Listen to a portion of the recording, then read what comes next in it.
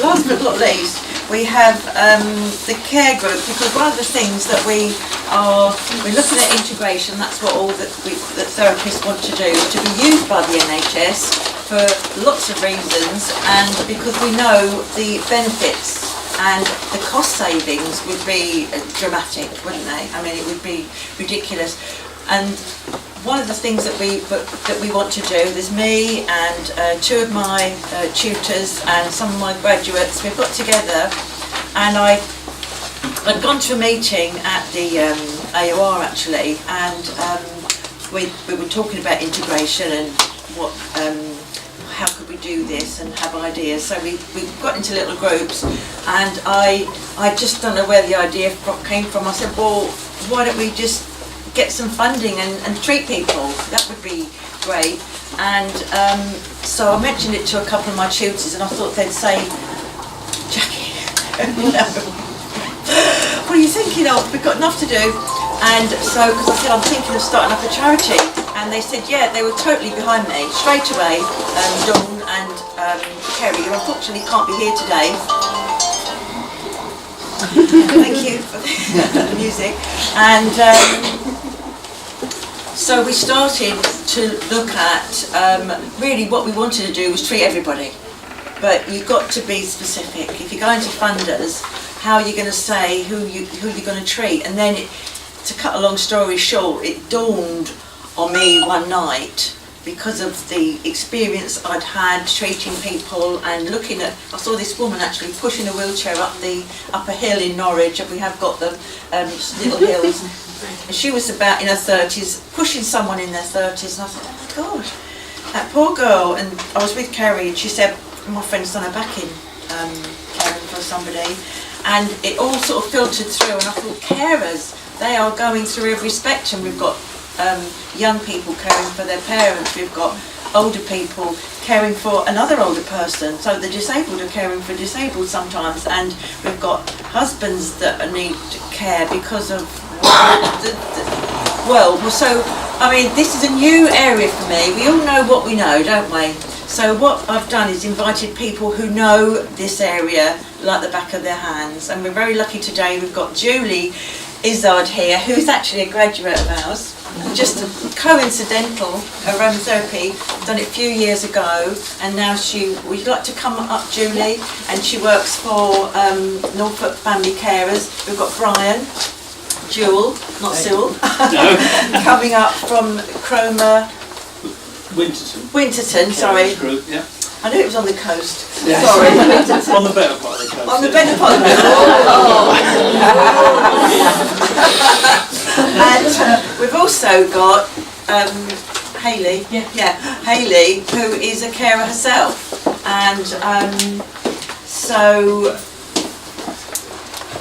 how this idea that we've got of providing treatments to carers of course Julie knows about the effects of massage and reflexology.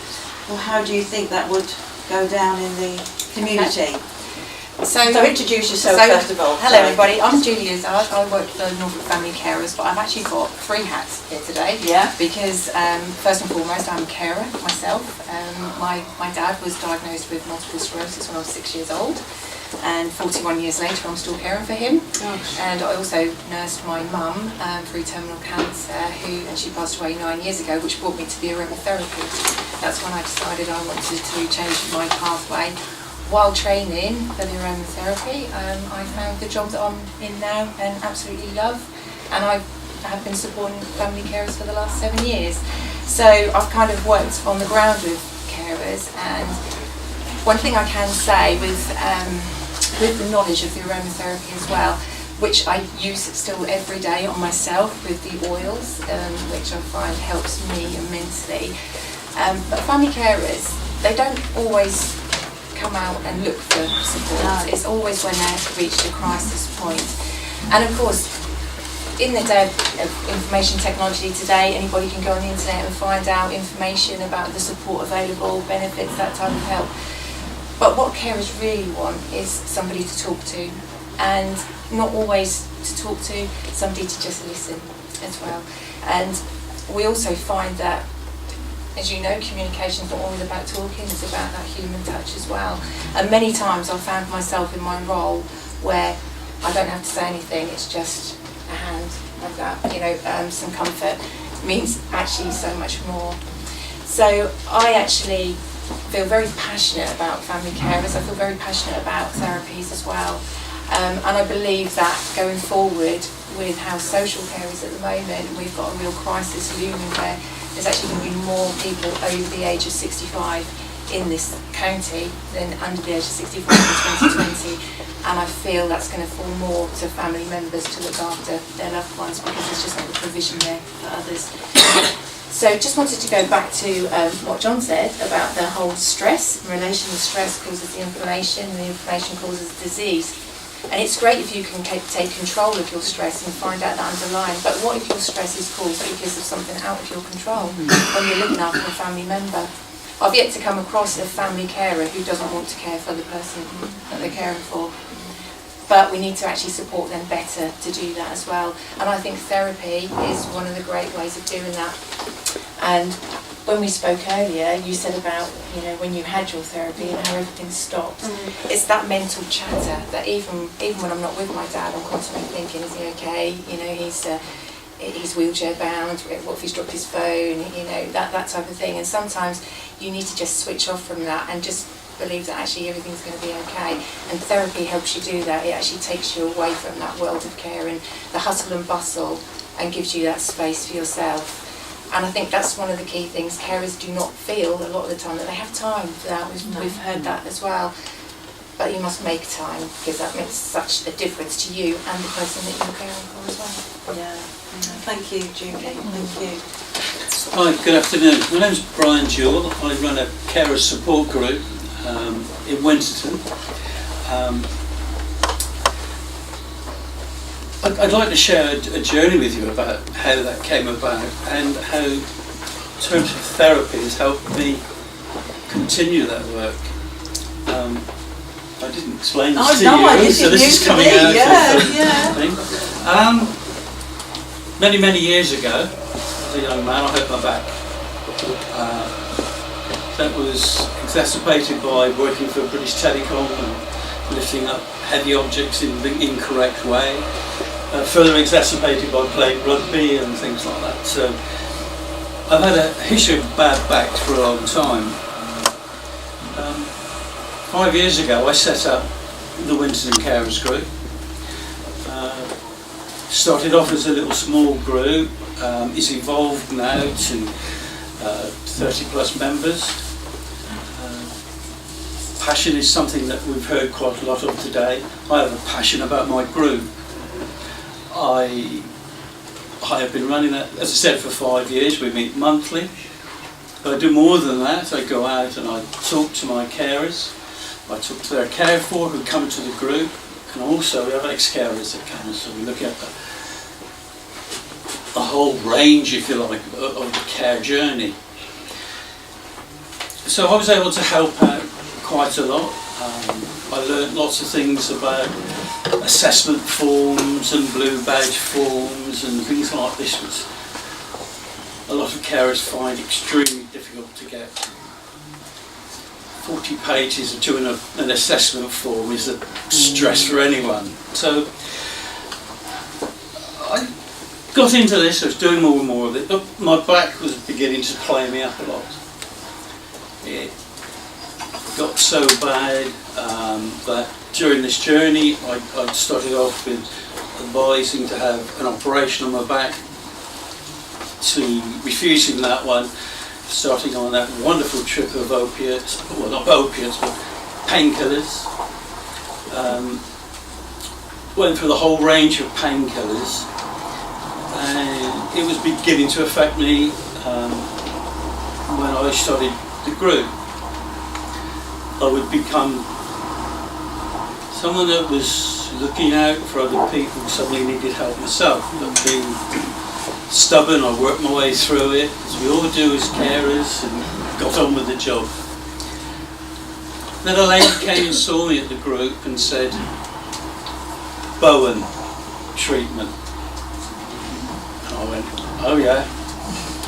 And she told me it was alternative therapy. I'm a convert now, but at the time I wasn't. I thought to myself, oh, what's all this about? But I tried it, and the reason I tried it was because I needed to do something other than all this pain. Before I went to the Bowen Clinic, I had treatment in the hospital, which included injections in the spine. Got to the point where that could no longer be achieved, and they said to me, we're going to start putting you on morphine. And this was for the pain, so the pain was quite bad. At that stage I took control and said, no, I do not want to have morphine. And in fact I wanted to stop some of the tablets as well. And I stopped that, refused that one. It was a big battle. I talked about fears of addiction to morphine and everything like that, and they said, don't worry about it, we can control your addiction, we'll give you little bits at a time and you can work your way through. This is from the pain clinic, this is from the consultants. I refused that one. This lady at my group noticed I was struggling on my back, and she mentioned Bowen to me. That was 9 months ago. I went and had the treatment. My first day of treatment, I thought, what is going on here? It was really nice. Jewell, the lady that was helping me through this journey, was really interesting. She talked to me about things and I was going, oh yeah, okay, fine. And I had a treatment for an hour. At the end of the treatment, she says, here's a bottle of water. She says, just get yourself your clothes, your jacket and come out and see me. I then paid the bill and I thought that's the most expensive bottle of water I've ever had in my life. Hey, yes. So what happened was I had to drive from there to my home, and suddenly things were beginning to happen. I couldn't understand, and this need to drink this bottle of water was amazing, so I did that within 20 minutes of leaving the clinic. Cutting the story short now, what's happened now 9 months later is I do not take any pain medication whatsoever. It's been stopped completely. I go for treatment 6 weeks or 7 weeks. We see this as a top up. And what that has done is enabled me to carry on my work in the carers group, helping my people in the community. I talk about this now openly, whereas beforehand I think it was hush hush. I found out that there was more than one person in my group that was having the Bowen treatment. And what amazed me was that it was such a wonderful treatment for me that no one was shouting about it. But I do now. It's the one thing that I talk about within my group. I tell them about my journey with Bowen and hoping that they will go. I do know now that there are at least 4 or 5 people from our village that goes for Bowen treatment. So I'm a convert to it. It's helped me carry on my work, not only with the Winterton Carers Group, but I'm now able to go a step further, work with Carers Matters Norfolk. I'm a volunteer for them, and I travel up to Norwich from the coast and go to meetings to help and understand how we can all help carers. But the one thing that can make me do it was alternative therapy. Thank you to you guys for doing all that.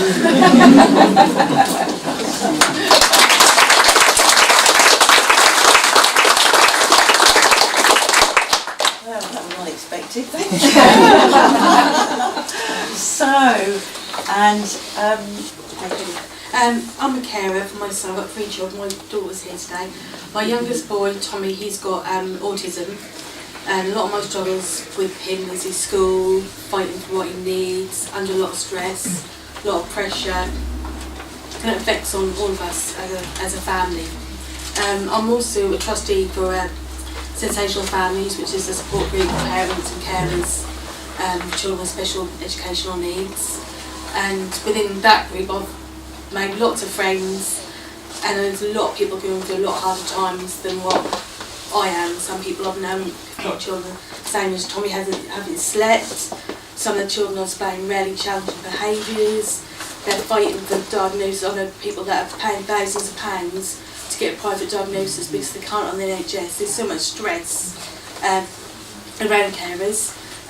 I'm lucky to be on the pilot scheme. Kerry, who's not here today, gave me some reflexology, and she said to me, stop talking about my kids and just sort of blank out, and I did. It was the first time that I've not thought of anything, because usually things spinning around my head, emails, phone calls, and I never switch off, even like the other night when I'm sending emails in the middle of the night if I'm up and stuff.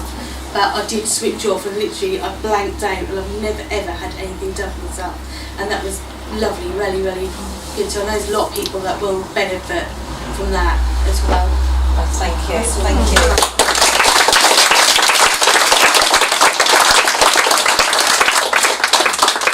There's such a range of people that are carers, and we're learning more and more. One of the things that when we thought this is the group that we wanted to support, and I googled and I found that there's 100,000 in Norfolk. 100,000 unpaid carers, yeah, 100,000 unpaid carers. And I don't know if it's UK or England, but they save the NHS over 130 billion a year, 130 billion a year, and that's enough for another NHS.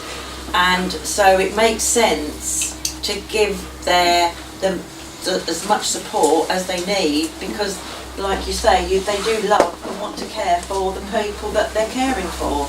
And I was at the weekend, and I met a woman who's a little bit older than Hayley, whose son's grown up and he had autism. And autism is something that I've heard about, obviously, we all have, but I haven't had any in the family. I haven't had that much experience of it myself personally. And when she was telling me, she said it's easier now, but she said when he was younger, we couldn't, if the weather wasn't right for him, they couldn't go out, so we couldn't go to school. She found it very difficult to make friends because they'd arranged to go over the park, and because he used to run away, she couldn't go out, so she was trapped. And she said she got respite, she got 2 hours of respite, but she didn't know what to do with it. She said, because my head was so full, she said I ended up doing chores, which she said was no good for my mental health.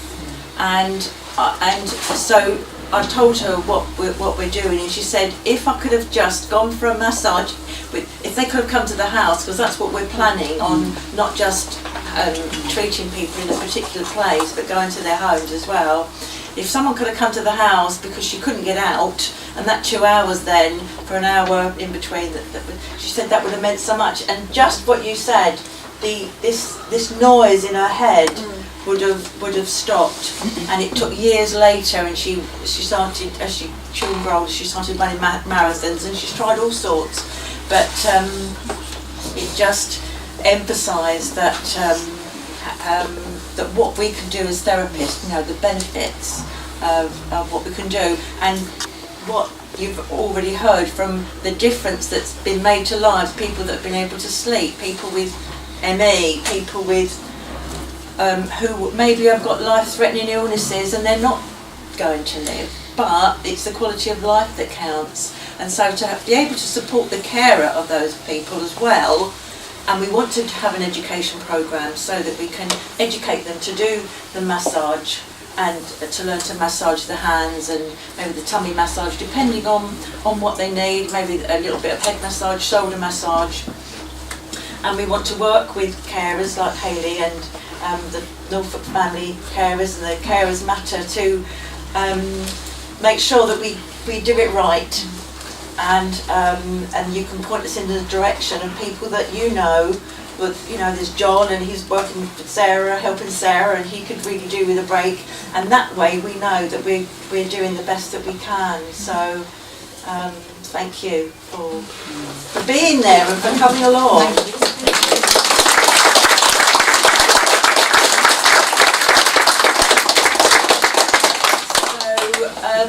Has anybody, because we can finish early, we don't have to keep to time. Lisa? Do you think in regards to getting the sort of NHS to value therapists, that they will want us to show that there's certain standards or register of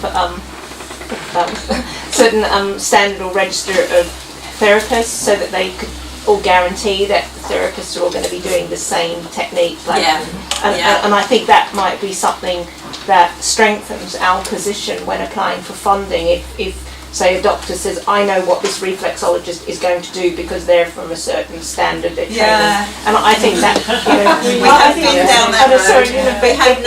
We've been down this road. Our very first meeting that came out, and we had a focus group that met, and it was such a minefield.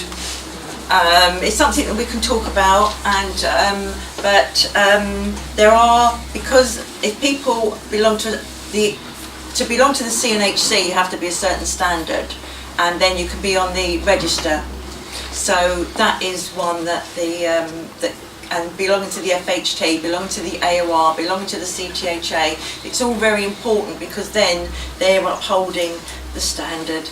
I'll just mention something. I was on another reflexology site, and they said someone has seen on AOR, they're talking about this MyCall form. And they said, do you think someone could download that and show us that? And I thought, well, it's interesting, but I felt like saying, well, join AOR, and then you'll be part of that. That was on Love Reflexology, yes, and I sent them the link. Yes. I sent them the link so that they knew, and so we're using it here at the school. We started with our students and plunging in at the deep end, and we started using it ourselves. This MyCall, MYCAW, and it's a 3-page form. It's really simple. Even I can get my head around it. I'm not really, I'm not one for looking at heavy documents, but we would encourage all the therapists here to use MyCall, and to be in the Together group, because the Together group is solely for helping us to find ways to integrate, and I think together we are stronger,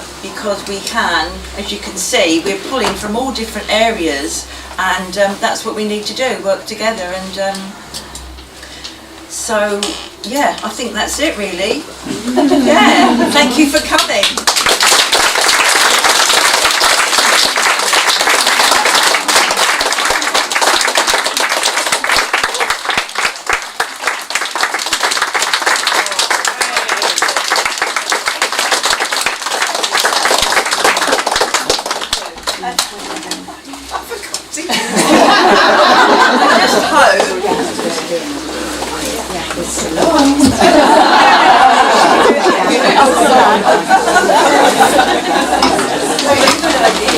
I don't think we needed it. Hopefully you heard and got what you wanted from it. And thank you for Donna for manning the. We've been feeding it through to the TherapyAid Facebook group, and we have Dave at the back there who's going to be getting the pictures and the video organised, so that it's going to look a bit slicker than just our little one here. But I hope you've taken something away with you today, and I'd like to thank our speakers for giving up a good, May, middle day is not the best time, but just because it suited Norman, that's where we had to get him in. And thank you for Catherine for catching him for us, and I think he just filled the brief, didn't he? Wasn't he? Yeah, I think he's the keeper. As an interloper into Norfolk, thank you very much for allowing me to come, and I want to say, as an interloper, I think you're amazing, Jackie, and what you've done and what you've achieved and the people you've brought today has just brought the most amazing amount of information, and I personally want to say thank you, and it is just amazing. She's incredible, isn't she?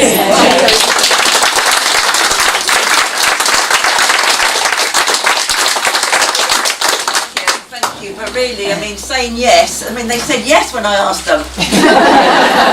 If they'd said no, I would have been... Beverly and Janet and Mary, thank you, and Hayley, Julie, Brian, Annette, John, I haven't left anybody out of mine, and thank you for the visitors. We've got Lorraine over there who some of us will know, and some of us, people have travelled distances to come here today, and so thank you, and giving up your time, and I hope to see you all again another time, and maybe we'll do it again another time and have some, have a bigger hall. But we've got plenty of cake out there, by the way. Please buy the cake.